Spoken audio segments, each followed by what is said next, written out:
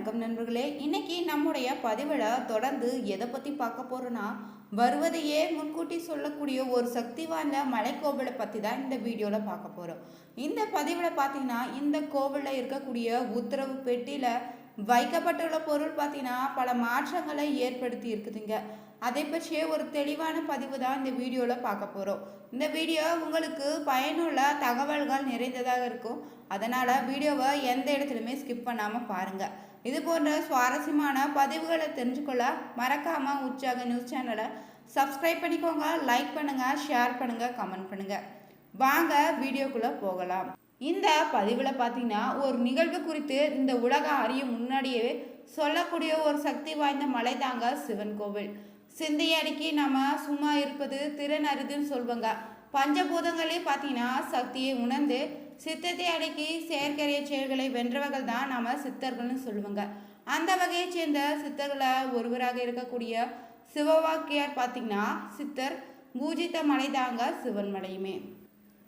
எங்கும் பார்த்தீங்கன்னா வளம் பொங்கி இருக்கக்கூடிய கொங்கு நாட்டில் தாங்க சிங்க நகராக இருக்கக்கூடிய காங்கேயத்துக்கு அருகில் நீங்கள் பார்த்தீங்கன்னா காங்கேயம் திருப்பூர் நெடுஞ்சாலையில் இருந்து சுமார் 4 கிலோமீட்டர் தொலைவில் அமைஞ்சிருக்குதுங்க சிவன்மலை கோவில். இந்த கோவில் மீது மலை மீது கோயில் கொண்டு இருக்கிற முருகன் பார்த்தீங்கன்னா அருள்மிகு சுப்பிரமணிய சுவாமி திருக்கோயிலாக பல வருடங்களுக்கு முன்பே இந்த மலையை பாட்டாளி மலைன்னு சொல்லியிருக்காங்க. அதன் பின்னர் தான் இங்கு வந்து சித்த சிவவாக்கியருமே முன்னின்று முயற்சி செய்ததால தான் அவர் சான்றோர்களுடைய பெருந்துணையோ பக்தர்களுடைய ஒத்துழைப்பாலும் பார்த்தீங்கன்னா பல திருப்பணிகளை மேற்கொண்டிருக்காங்க. அது முதல் இந்த மலையை வந்து சிவன்மலை என்ற பெயரில் அழைக்கிறாங்க. மேலும் இந்த காலத்தில் பார்த்தீங்கன்னா இந்த மலை சுற்றி பசுக்கள் சூழ்ந்து மேய்ந்து வரதாங்க. இந்த மலை வந்து பசுக்களை சேன்னு கூறுவாங்க. தமிழ் வழக்கத்தில் இருக்குதுங்க. சிவனை பார்த்தீங்கன்னா சேயான குகன் வந்து அமர்ந்து அருள் பாலிப்பதால் இந்த மலை சேமலைன்னு அழைக்கப்பட்டிருக்குது. பின்னர் தாங்க கால சுழற்சியின் காலமாக சிவன்மலை என மறுவியதாகவும் சொல்லப்படுது. இந்த மலையினுடைய சிறப்பு குறித்து அங்கே இருக்கக்கூடிய ஈரோட்டை சேர்ந்த காங்கிரஸ் கட்சி பிரமுகர் ஒருவராக இருக்கக்கூடிய ராஜசேமரிடம் பேச்சு கொடுத்தாங்க. அவர் என்ன சொல்லியிருக்காருன்னா, சிவன்மலை முருகப்பெருமான் பார்த்தீங்கன்னா சிறந்த திருத்தலமாக அமைஞ்சிருக்குதுங்க. இங்கு பார்த்தீங்கன்னா கொங்கு நாட்டில் புகழ்பெற்ற முருகத்தலங்களில் இதுவும் ஒன்றாக அமைந்திருப்பதாகவும் இங்குள்ள முருகன் வந்து சக்தி வாய்ந்த தெய்வமாக இருப்பதாக சொல்லியிருக்காரு. தான் தெரிவிக்க விரும்புவதை பக்தருடைய கனவுல வந்து தான் கூறி கட்டளையிட்டு பின்னர் பார்த்தீங்கன்னா நடப்பதை முன்கூட்டியே தெரிவிக்கும் அபூர்வ சக்தி வாய்ந்த கோவிலாக இந்த மலை அமைஞ்சிருக்குன்னு சொல்லியிருக்காருங்க. கடந்த சில வருடங்களுக்கு முன்னாடி பார்த்தீங்கன்னா கோயில் பெட்டியில் செம்பில் தண்ணீர் வைக்க உத்தரவு வந்து இருக்குது. இதனால் அப்போது அந்த என்ன நடக்க போகுதுன்னு யாருக்குமே தெரியலன்னே சொல்லலாங்க.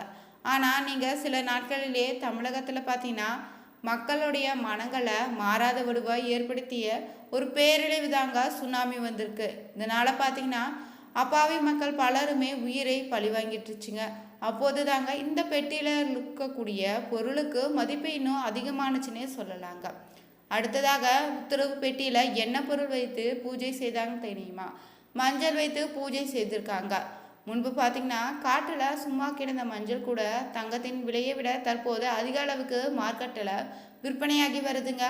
அப்போது பார்த்தீங்கன்னா விண்ணை முட்டிய அளவு உயர்ந்த விலை வந்து இப்போதுமே பழைய நிலைக்கு திரும்பலன்னே சொல்லலாங்க. அடுத்ததாக நீங்கள் பார்த்தீங்கன்னா கரூரை சேர்ந்த மற்றொரு தேமுதிக பிரமுகரிடம் நாங்கள் என்ன கேட்டோம்னா சிவன்மலை கோவிலை பற்றி தேர்வு கேட்டோங்க. அப்போது பார்த்தீங்கன்னா அவர் வந்து பேர் வந்து விஸ்வநாதங்கர். இந்த கோவிலுடைய சிறப்புகள் அதிசயன்னே சொல்லியிருக்காரு. இங்கு வந்துட்டு போனாலே ஒரு மாற்றம் நிச்சயம் ஏற்படுதுன்னு சொன்னாருங்க. இந்த கோவிலில் சக்தி அபூர்வமானதாகவும் முன்பு ஒரு பக்தருடைய கனவுல வந்து பார்த்தீங்கன்னா மண் வைத்து பூஜை செய்ய உத்தரவாக இருக்குதுங்க. இதனால் இந்த பகுதியை சுற்றியுமே சும்மா கிடந்த நிலத்தினுடைய மதிப்பும் பார்த்தீங்கன்னா தற்போது கண்ணா பின்னான்னு உயர்ந்து விட்டுதுங்க. ஏன் இது மட்டும் இல்லைங்க, தமிழகத்திலும் பார்த்தீங்கன்னா இன்னும் பல இடங்களில் இதே நிலை தாங்க ஏற்பட்டு வருது. சாமானிய மக்கள் கூட நிலம் வாங்குவது தற்போது குதிரை கும்பாக மாறிடுச்சுங்க. இதே போல் நீங்கள் பார்த்தீங்கன்னா மற்றொரு பக்தருடைய கனவுலும் வந்து சாமி 500 ரூபாய் பணம் வைக்க சொல்லி உத்தரவு வந்திருக்குது. அதன் பின்பு பார்த்தீங்கன்னா மக்கள் மத்தியிலுமே 10, 20, 50 ரூபாய்க்குமே மதிப்பு குறைந்து விட்டுச்சுன்னே சொல்லலாங்க. ஏன் 100 ரூபாய்க்கு கூட மதிப்பு குறைந்து போணுச்சுங்க. தற்போது பார்த்தீங்கன்னா பலருடைய கைகளிலுமே 500 ரூபாய் சரளமாக புழக்கத்தில் மாறிடுச்சுங்க. கடந்த சில வருடங்களுக்கு முன்பாக பார்த்தீங்கன்னா ஒரு பக்தருடைய கனவுல அரை பவுன் தங்கம் வைக்க சொல்லி உத்தரவானது. சுவாமிக்கு கூட தங்கத்தின் மீது காதலா என பலரும் வியந்து கிடந்த நிலையில பார்த்தீங்கன்னா அடுத்த சில நாட்களிலேயே அதன் உண்மை நிலவரம் பார்த்தீங்கன்னா உலகுக்கு தெரிய வந்திருக்குதுங்க. அன்று ஏறிய தங்கத்தின் விலை பார்த்தீங்கன்னா தாறுமாறாக தற்போது உயர்ந்து கொண்டே தாங்க போகுது. இன்று வரையுமே தங்கத்தின் விலை குறையலன்னே சொல்லலாங்க. இப்படி இருக்க பார்த்தீங்கன்னா மற்றொரு பக்தருடைய கனவுல முருகனுமே தேங்காய் வைக்க சொல்லி உத்தரவிட்டிருக்காரு. அதுபோல் தேங்காயும் உத்தரவு பெட்டியில் பூஜை செய்திருக்காங்க. தேங்காயின் விலையும் கூட அதிகரித்து கொண்டே இருக்குதுங்க. கொப்பரை தேங்காய்க்கு ஒரு மவுசு வந்துடுச்சுன்னே சொல்லலாங்க. தேங்காயில் ஊழல் வரை சென்று தற்போது நிற்குதுங்க. கடவுள் பார்த்தீங்கன்னா கனவுல சொல்லுகிற பொருளை அந்த பெட்டியில் எப்போது வைப்பாங்கன்னு கோயில் நிர்வாகத்திடம் இல்லைன்னா ஊழியர்கிட்ட கேட்டுங்க. காங்கயத்துக்கு அருகில் இருக்கக்கூடிய திருப்பூர் வெள்ளக்கோயில்னு தென்னிலை பரமத்தி பல்லடம் கோவை பல சுற்றுப்புற கிராமங்களில் தாங்க தனது பக்தருடைய கனவுலும் சாமி தோன்றி பெட்டியில் வைக்க வேண்டிய பொருளை உத்தரவாக கூறுவாராம். மறுநாளும் பார்த்தீங்கன்னா அருள் வந்த நபர் கோவிலுக்கு கோவில் நிர்வாகியிடம் சொல்லுவாங்களாம். அவர் சொன்னது உண்மைதானே தெரிஞ்சுக்கொள்ள நிர்வாகியுமே என்ன செய்வாங்களா, பூக்களை பொட்டலத்தில் வைத்து சாமி முன்பு பார்த்தீங்கன்னா போட்டு பூச்சைனா கேட்பாங்களா அவங்க. அதெல்லாம் முதலெடுப்பிலே பார்த்தீங்கன்னா வெள்ளை பூ வந்துச்சுன்னா முருகன் கனவல் தோன்றி கூறியது உண்மைன்னு உறுதியாக செய்து கொள்ளுவாங்க. அந்த பொருளுக்கு பார்த்தீங்கன்னா சிறப்பு பூஜையும் செய்து அந்த பெட்டியில் வைத்து விடுவாங்களாங்க. அருள் சொன்னவருடைய பெயரு, அவரது ஊருன்னு, அவர் கோயில் சொன்ன தேதின்னு அனைத்துமே அந்த பெட்டியின் கீழே வைத்து எழுதி வைத்திடுவாங்க. இதுதாங்க இந்த கோவிலில் நடைமுறையாக இருக்குதுங்க.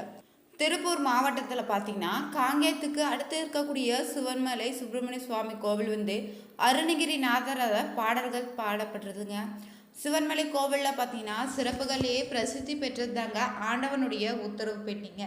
நாட்டில் ஏற்படுகின்ற இன்னலையுமே மகிழ்ச்சிகளையுமே முன்னதாக உணர்த்தக்கூடிய ஒரு காரணமூர்த்தியாக இருப்பதால் இத்தலை இறைவனுக்கு பார்த்தீங்கன்னா காரணமூர்த்தின்னு பெயரில் அழைக்கிறாங்க. சிவன்மலை ஆண்டவர் பார்த்தீங்கன்னா பக்தருடைய கனவுல தாங்க குறிப்பால உணர்த்தி அது சம்பந்தமான பொருட்களை உத்தரவு பெட்டியில் வைப்பது இந்த கோவிலில் தொன்று தொட்டு வழக்கத்தில் இருக்குதுங்க.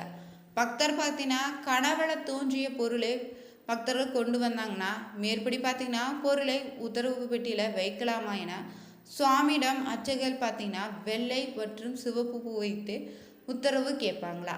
இதெல்லாம் பார்த்தீங்கன்னா வெள்ளை பூ விழுந்துச்சுன்னா அனுமதி கிடைத்ததுன்னு ஏற்கனவே உள்ள பொருள் மாற்றப்பட்டு புதிய பொருளை வைத்து பூஜை செய்வாங்களாம்.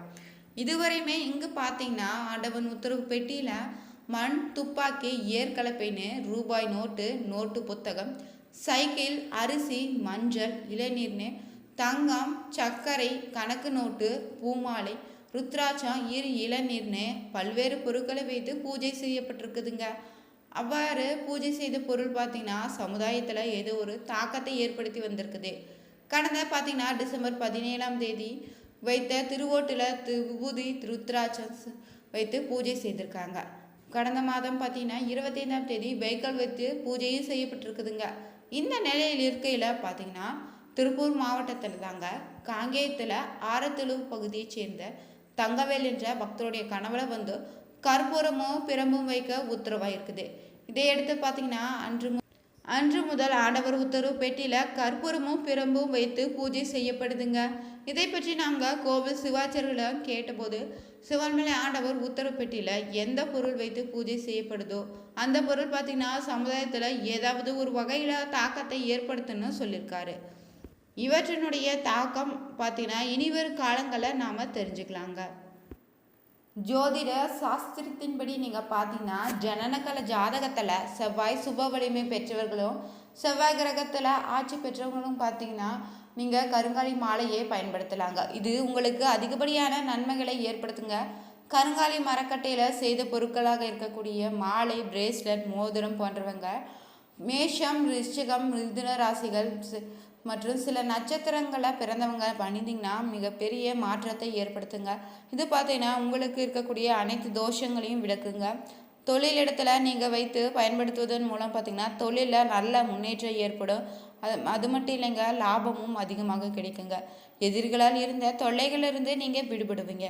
நீங்கள் கருங்காலி மாலையை வாங்க விரும்பினா வீடியோட டிஸ்கிரிப்ஷன் நம்பருக்கு கால் பண்ணுங்கள். இந்த வீடியோ உங்களுக்கு பிடிச்சிருந்தா லைக் பண்ணுங்கள், ஷேர் பண்ணுங்கள், கமெண்ட் பண்ணுங்கள். மறக்காமல் நம்ம உற்சாகம் நியூஸ் சேனலை சப்ஸ்கிரைப் பண்ணிக்கோங்க. Thank you viewers.